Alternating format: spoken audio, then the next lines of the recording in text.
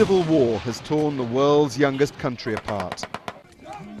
For nearly 3 years, a fallout between two of South Sudan's most powerful men, former Vice President Riek Machar and President Salva Kiir, led to ethnic-based violence and terrible atrocities committed by both sides. 2.5 million people have been forced from their homes. Millions more still need food aid. Now an investigative unit backed by George Clooney has linked the men to the money.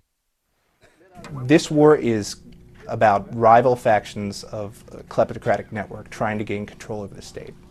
That's what this war is about. We're talking everything from airlines to banks, oil companies, mining companies, casinos.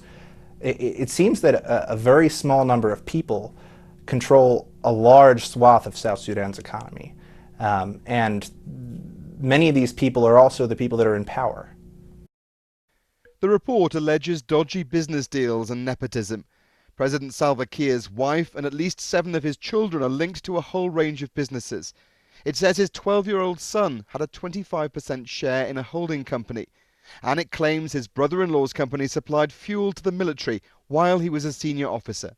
It appears that Riek Machar has been involved in similar types of engagements. He had been engaged in negotiations to sell the country's oil production for defense products, for weapons, in order to fuel his rebellion. We also found evidence that a member of his family, a nephew of his, was involved in a violent and hostile takeover of a security company operating in South Sudan, in which several members of that security company were held hostage and forced to sign checks.